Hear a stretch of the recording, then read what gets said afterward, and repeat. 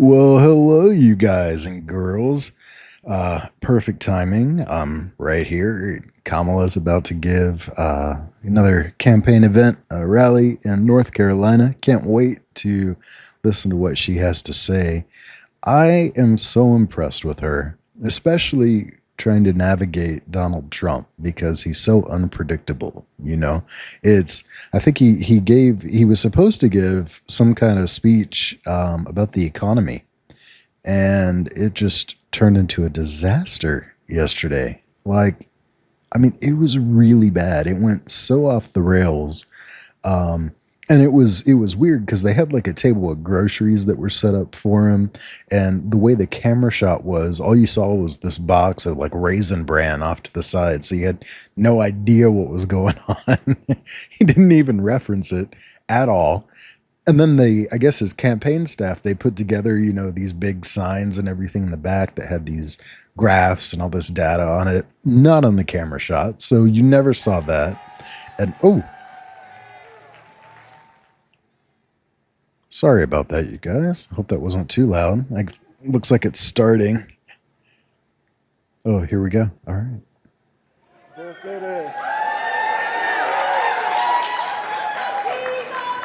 Oh, this is that Mike D's guy. He How's he everybody has a doing? It's great barbecue to see shop. all these It's people here amazing. all these people who are here to hear me talk, so I appreciate that. That's all right. So, my name is Mike De Los Santos, the owner of Mike D's Barbecue, a small community restaurant and barbecue shop in East Durham. It is so good. Oh, it's so good. I'm a husband, a proud father, and I'm here today to talk about what's at stake for our families and our communities in this upcoming election, and what is possible if we elect Vice President Kamala Harris. As parents, we're always thinking about the future, and we want a world where our children can thrive. Raising a family is hard work, and working hard is hard work. Doing both can feel impossible, and we need leaders that understand that, and that's why electing Kamala Harris is so important.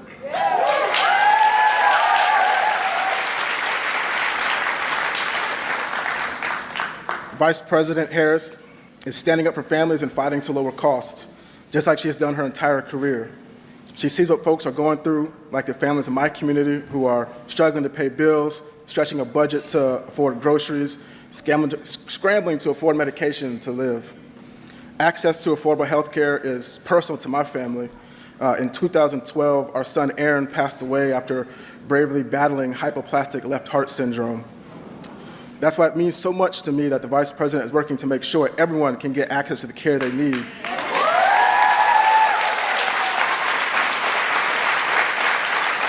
No matter what their income is.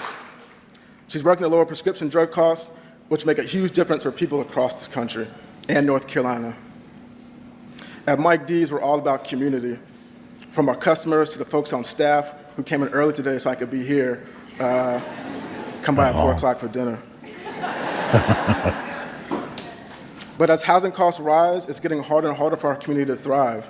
And though I love what I do, it's hard to build a business and work hard in a city that sometimes you can't even afford to live in yourself, especially when you're working hard to make sure that your employees make a living wage. I've seen how important it is to have leaders who are fighting for people like us, and I've seen the damage that occurs when leaders put their own interests ahead of our families.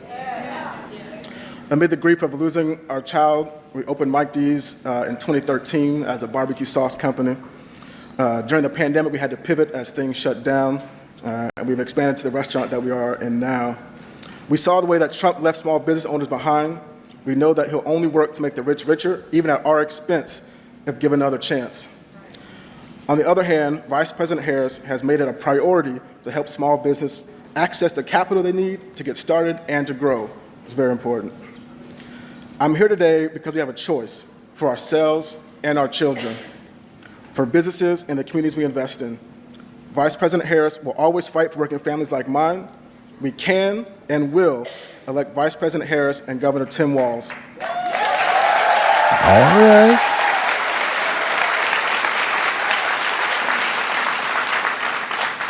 It is my honor to introduce the next President of the United States, Kamala Harris. Let's go.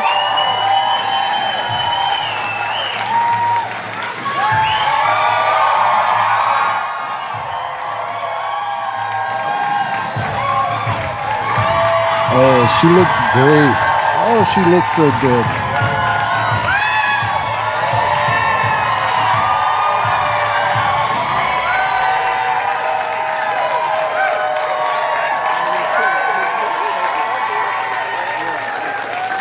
Can we hear it from Mike D?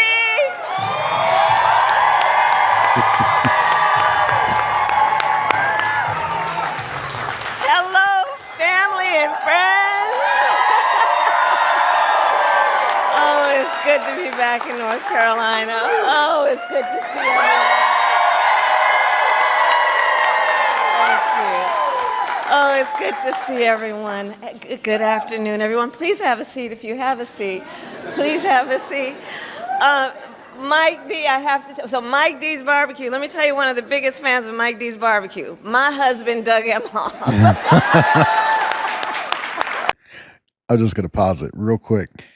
It is amazing. If you were ever in North Carolina, you've got to stop by and try it. But make a little mental note right here, okay? Because the Republicans are saying, "Oh, she wants to take away our meat, our steaks, our ground beef. She's going to take away all our meat." Listen to this right here. Come on now. And thank you, Mike, for sharing your story. And I'm just so sorry for what your family has been through. But you have, out of an incredible tragedy, done so much for the community, and you are such a role model. So thank you, Mike, for everything you do. Thank you. And good afternoon to everyone here. Thank you to all of the incredible leaders with us today, including my friend, the Governor, Roy Cooper. Where is he? Here with his daughter. Every time I land in North Carolina, I'm just literally coming down the stairs of Air Force Two, I will shout to Roy Cooper, "What number is it, Roy?" And today he shouted 16, which is the number of times I've been in this beautiful state since I've been vice president. Every time. I want to thank your next governor, Attorney General Josh Stein. He's doing incredible work. He's going to be an extraordinary governor. Representatives Adam, Manning, Foushee, and Nickel, thank you all for your support, for your friendship, for your leadership. Chair Thomas of the Wake County Board of Commissioners, thank you for all that you do. And to all the leaders that are here today, including the students and instructors here at Wake Tech North. Thank you. Thank you. So thank you all. So listen, this election, I do strongly believe, is about two very different visions for our nation. One, ours, focused on the future, and the other, focused on the past. We see that contrast clearly in many ways, including when it comes to how we think about the economy. So our country has come a long way since President Biden and I took office. At that time, we sadly remember the millions of Americans that were out of work. We were facing one of the worst economic crises in modern history. And today, by virtually every measure, our economy is the strongest in the world.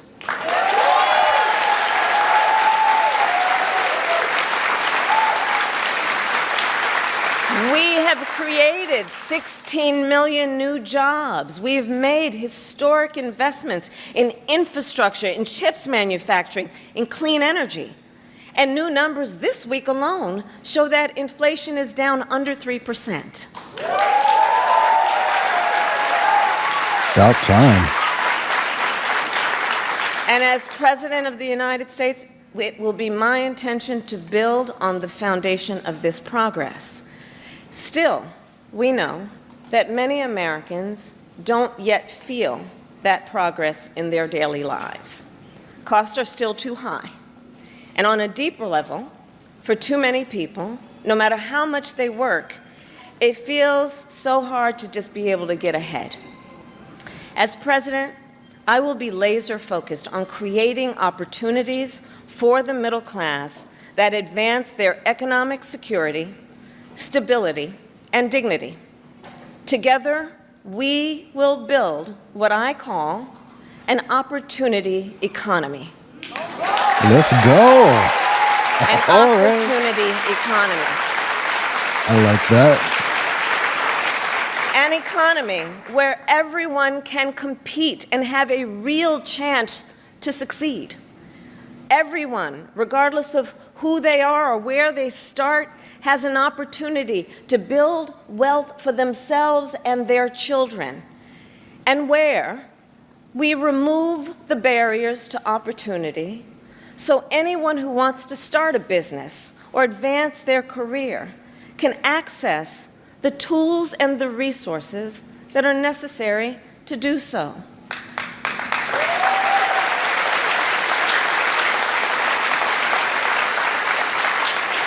I will focus on cutting needless bureaucracy and unnecessary regulatory red tape and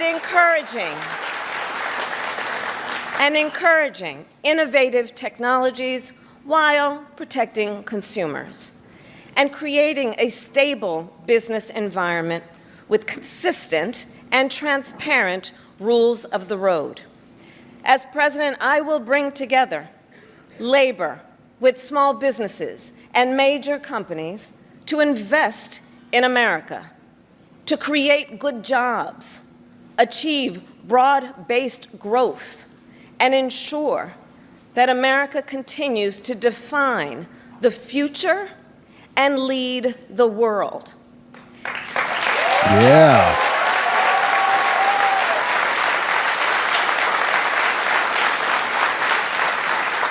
And key to creating this opportunity economy is building up our middle class. It is essential. The middle class is one of America's greatest strengths. And to protect it, then, we must defend basic principles, such as your salary should be enough to provide you and your family with a good quality of life. That's right. Such as no child should have to grow up in poverty.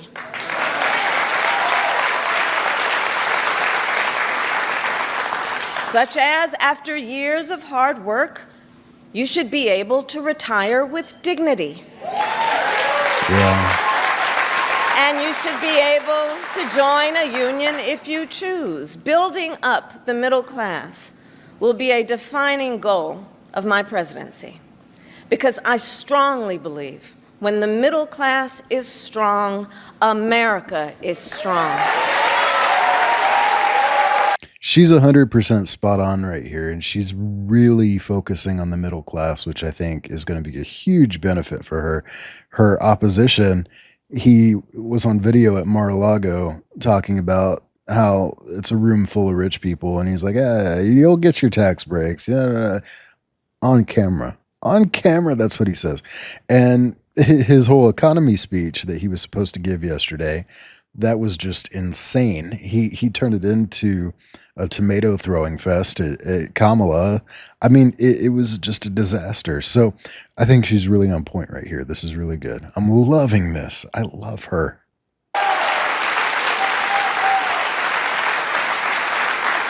So in the weeks to come, I will address in greater detail my plans to build an opportunity economy. And today, I will focus on one element that's on the minds of many Americans as they pay their bills at the kitchen table or walk the aisles of a grocery store. And that is lowering the cost of living.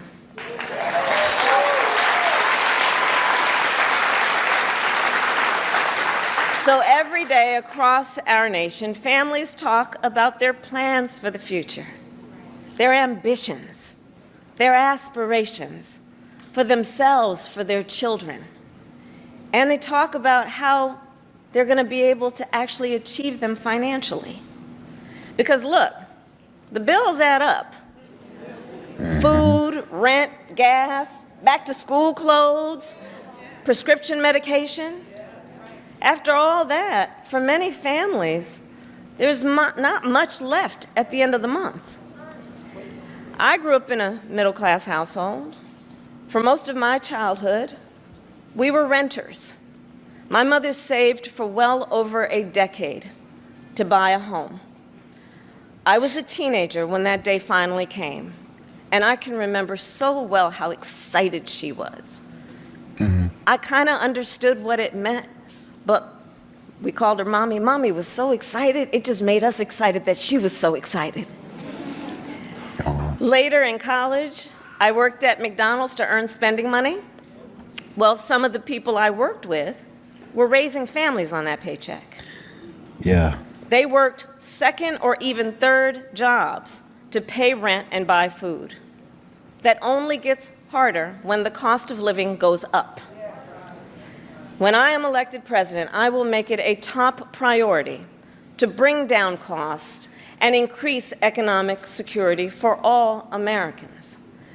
As president, I will take on the high costs that matter most to most Americans, like the cost of food. We all know that prices went up during the pandemic when the supply chains shut down and failed. But our supply chains have now improved, and prices are still too high. A loaf of bread costs 50% more today than it did before the pandemic. Ground beef is up almost 50%. Many of the big food companies are seeing their highest profits in 2 decades. And while many grocery chains pass along these savings, others still aren't. Look, I know most businesses are creating jobs, contributing to our economy, and playing by the rules. Make a note of that. The Republican talking point is that she's going to destroy the economy. And it's all this talk about the cost of inflation, and inflation is out of control. And this is Biden's fault because look at the inflation. Look how much everything costs. But here's the deal. This isn't inflation. This is greed. And the answer, the reason that you know that, or that you can determine that, is because you have to look at these companies' profits.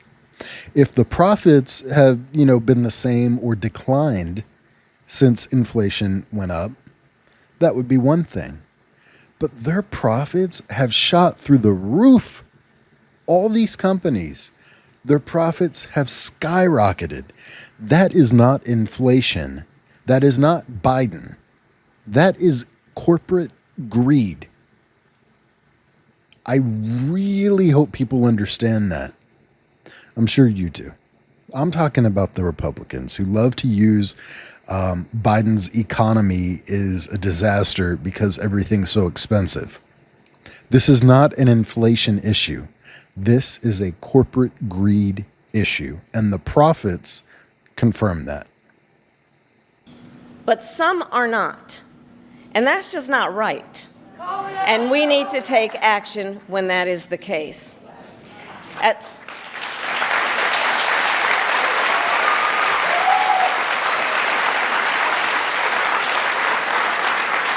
As Attorney General in California, I went after companies that illegally increased prices, including wholesalers that inflated the price of prescription medication, and companies that conspired with competitors to keep prices of electronics high. I won more than $1 billion for consumers. There you go, right there. Everybody on the right is saying, oh, Kamala Harris, she's incompetent. She's a moron. She doesn't know what she's doing. She's already done it, folks. She's already done it. So believe me, as president, I will go after the bad actors.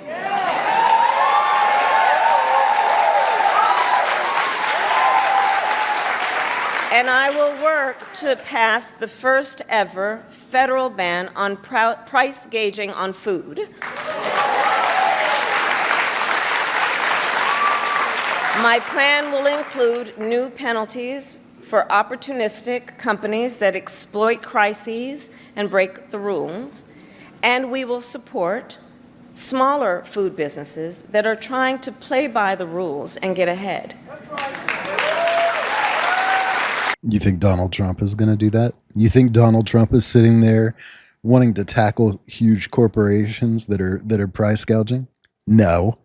He wants to give them the tax breaks. Remember that video? Those are the people that run those corporations, that own those corporations. He's talking to them. He wants to give these big corporations tax breaks, and she's standing here begging for our vote so she can fight for us.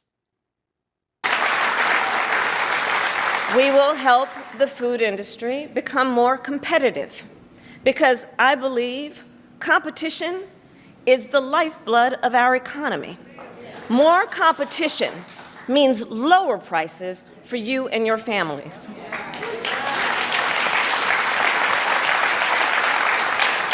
Now compare what Donald Trump plans to do. He wants to impose what is, in effect, a national sales tax on everyday products and basic necessities that we import from other countries. That will devastate Americans. It will mean higher prices on just about every one of your daily needs. A Trump tax on gas, a Trump tax on food, a Trump tax on clothing, a Trump tax on over-the-counter medication. And you know, economists have done the math. Donald Trump's plan would cost a typical family $3,900 a year. At this moment, when everyday prices are too high, he will make them even higher. As president, I'll take on the issue of the cost of health care. As Attorney General, I took on insurance companies and Big Pharma and got them to lower their prices. And together with President Biden, we've gone even further. We capped the price of insulin at $35 a month, and the total cost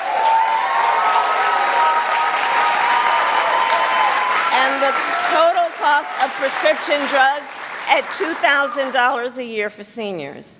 We let Medicare negotiate lower drug prices for seniors. And just yesterday, we announced that we are lowering the price by up to 80% for 10 more life-saving drugs.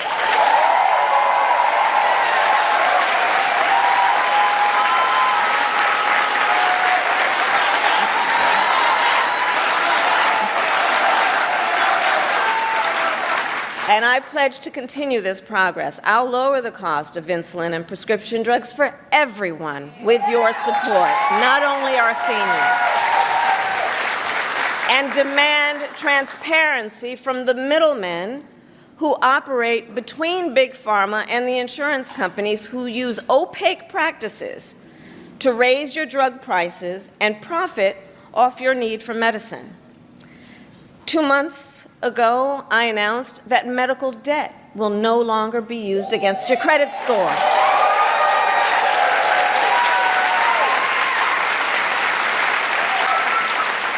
And I will work as president with states like here in North Carolina, Roy Cooper, thank you again, to cancel medical debt for more and more, millions more Americans.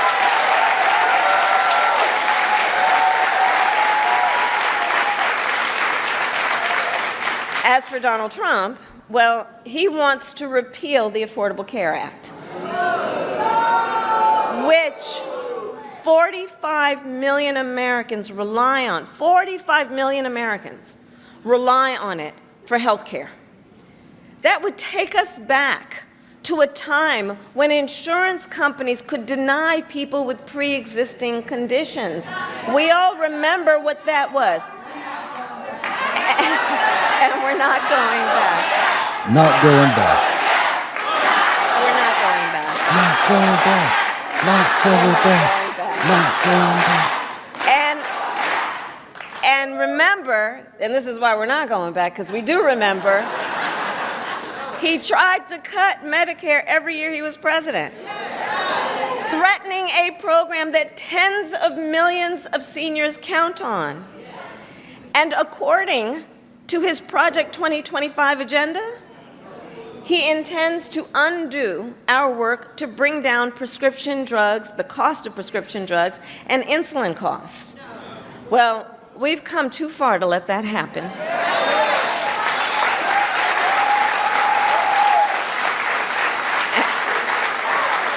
So we're not going back on that, and let's talk about the cost of housing. That's a big one. So now, the housing market can be complicated, but look, I'm not new to this issue. As State Attorney General, I drafted and helped pass a homeowner Bill of Rights, one of the first in America. And during the foreclosure crisis, I took on the big banks for predatory lending with many of my colleagues, including Roy Cooper, and won $20 billion for California families when I was Attorney General.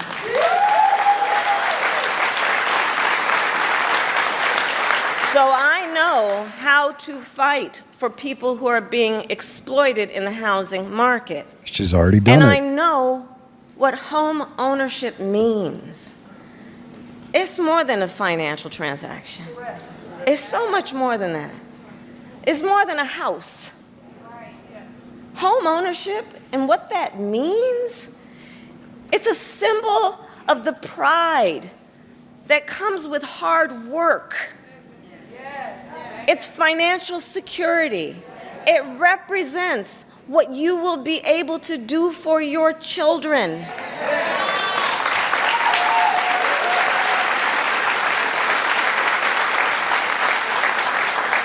And sadly, right now, it is out of reach for far too many American families. There's a serious housing shortage. In many places, it's too difficult to build, and it's driving prices up.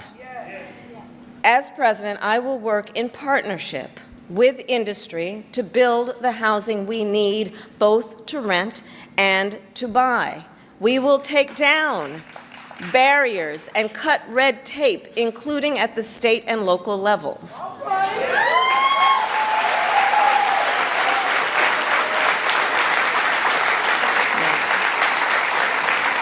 And by the end of my first term, we will end America's housing shortage by building 3 million new homes and rentals that are affordable for the middle class. And we will do that together. We will do that together. And we will make sure those homes actually go to working and middle class Americans. There you go. That's right. Not just investors. That's right. Because, you know, some corporate landlords, some of them, buy dozens, if not hundreds of houses and apartments. Then they turn them around and rent them out at extremely high prices. And it can make it impossible then for regular people to be able to buy or even rent a home. Some corporate landlords collude with each other to set artificially high rental prices, often using algorithms in price-fixing software to do it.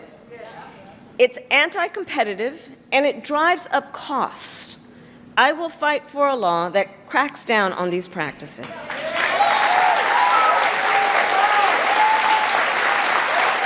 I really like what she's saying in this event.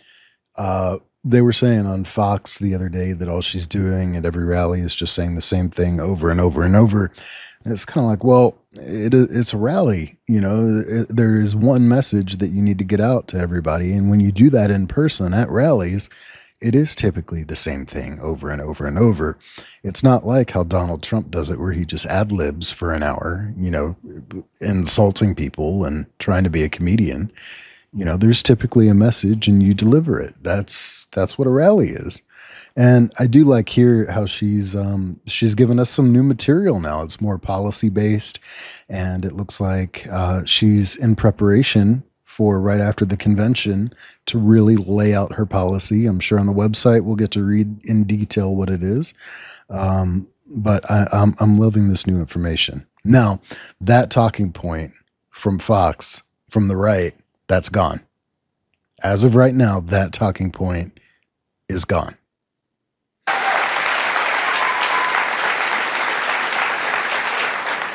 We also know that as the price of housing has gone up, the size of down payments have gone up as well.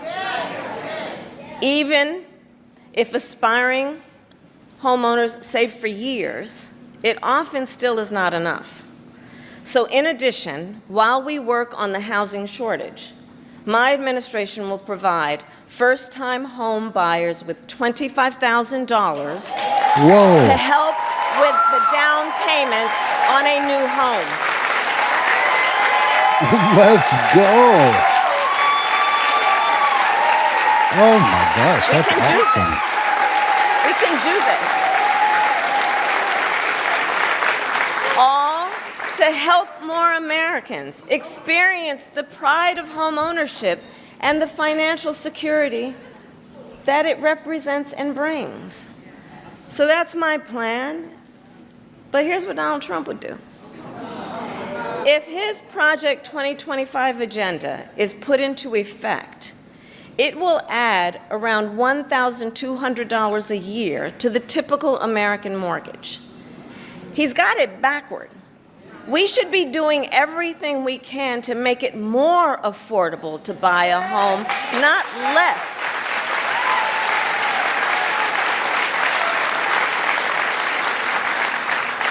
Finally, there's one more way I will help families deal with rising costs, and that's by letting you keep more of your hard-earned money.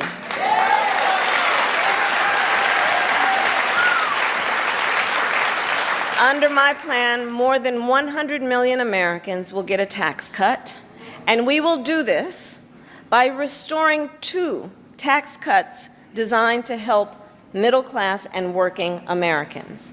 The Earned Income Tax Credit. Yeah. Child tax. And the Child Tax Credit. Yeah, that's it. I mean, why not? Why not just restore those and maybe even expand on them? They work. They work. Through which millions of Americans with children got to keep more of their hard-earned income. We know this works and has a direct impact on so many issues, including child poverty. We know it works. So as president, I'll not only restore that tax cut, but expand it. We will provide $6,000 in tax relief to families during the first year of a child's life. Now think what that means. Think what that means. That is a vital year of critical development of a child. And the cost can really add up, especially for young parents who need to buy diapers and clothes and a car seat and so much else. And we will do this while reducing the deficit. Compare my plan with what Donald Trump intends to do. He plans to give billionaires massive tax cuts year after year. And he plans to cut corporate taxes by over $1 trillion, even as they pull in record profits. And that's on top of the $2 trillion tax cut he already signed into law when he was president, which, by the way, overwhelmingly went to the wealthiest Americans. I'm so sorry. Overwhelmingly. I had to. I'm so sorry. Oh God, I love her. I backed it up just a little bit. Here we go. Overwhelmingly went to the wealthiest Americans and corporations and exploded the national deficit. You know, I think that if you want to know who someone cares about, look who they fight for. That's right. That's right.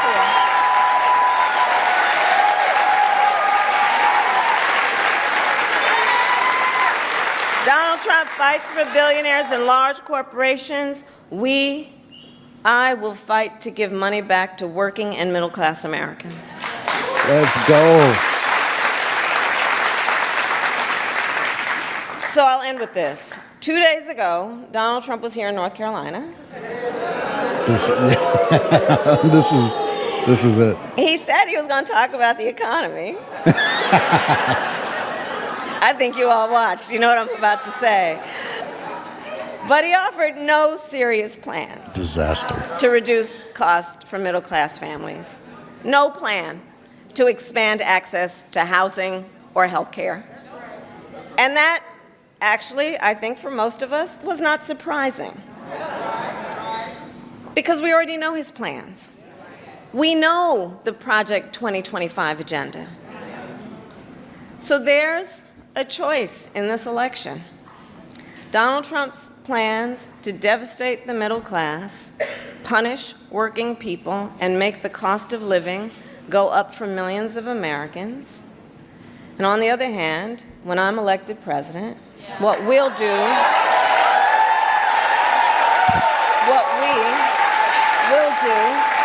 to bring down costs, increase the security and stability financially of your family, and expand opportunity for working and middle-class Americans.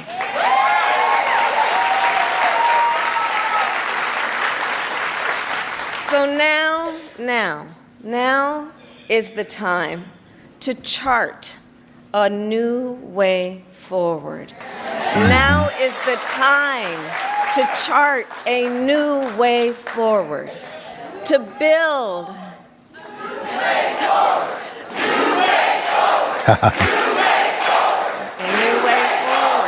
New way forward. New way forward.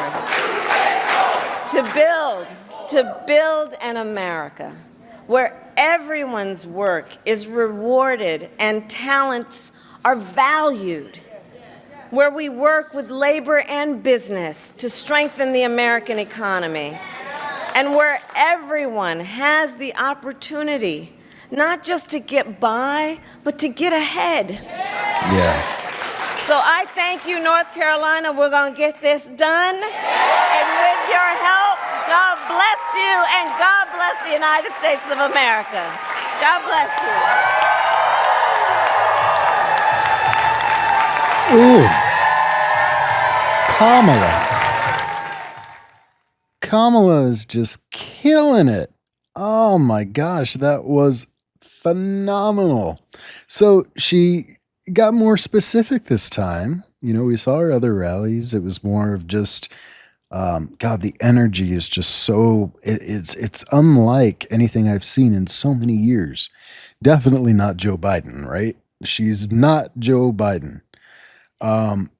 I absolutely loved everything she had to say. I do hope, so there's the medical forgiveness or the law that was passed where these medical bills that are on your collections or on your credit report will not affect your credit score. What she didn't mention is there's a cap of $500. So if your medical bill is anything over $500, then that is going to affect your credit score, and they can collect on it. So, I mean, you go to the hospital and get 2 Tylenol, that's $450 right there. So, I mean, it helps, and it's something to expand on, and I hope she does.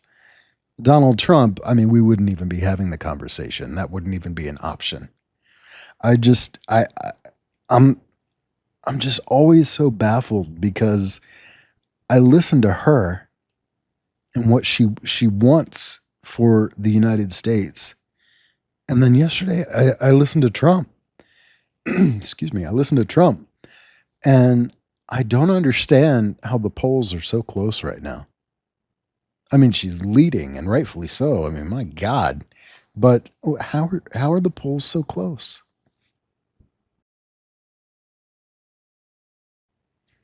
It's just something that I don't understand about American politics.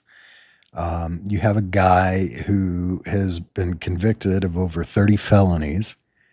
He is praying to God that he gets elected president so he doesn't go to jail. He his wife just gives birth to his child. Right after she gives birth, he cheats on her by screwing a porn star. I just don't understand. I mean, it would be one thing if he got up there and on these rallies gave these fantastic speeches with this policy proposal that you just couldn't touch. But he doesn't do that. He gets on stage and it's a clown show. And even his crowds now don't get excited unless he's throwing active threats or insults at the Democrats. I don't understand how you can watch this and not support this. How can you not support this? Just blows me away. Leave a comment. I mean, my goodness, enlighten me. I do think, people that aren't involved in politics, I do think people, when Donald Trump was president and before the pandemic, our prices were much lower.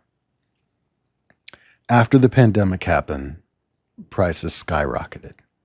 And I think what people who are not involved in politics see is, oh, Donald Trump was president and everything cost less. Biden is president and now everything is too expensive and I can't survive. So the takeaway then is, okay, I'm going to vote for Trump for one reason and one reason only, and that is I want everything to cost less again.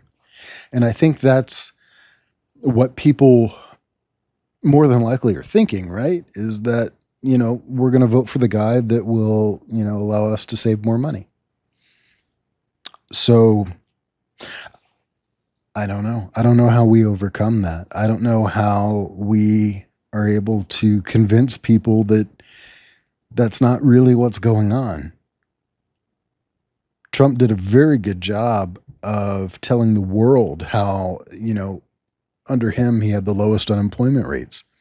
Well, guess what? Biden now has the lowest unemployment rates, but that message isn't getting out there the same way. So I praise Kamala for doing such an excellent job of just getting the message out there. She's an excellent communicator. She is, oh my God, a fantastic public speaker. The energy is just out of this world. She's amazing. I really love her, you guys. I really love her. She makes me happy every time I see her. And she says, unbelievable. And I laugh not to make fun of her. I laugh because I do the same thing, especially in a room full of people. It never fails. I am always one to make a fool of myself. Not that she did. I'm just saying. I do, like right now. That's all we got. Thank you all for watching with me. This was fun. You guys take care. Have a good weekend.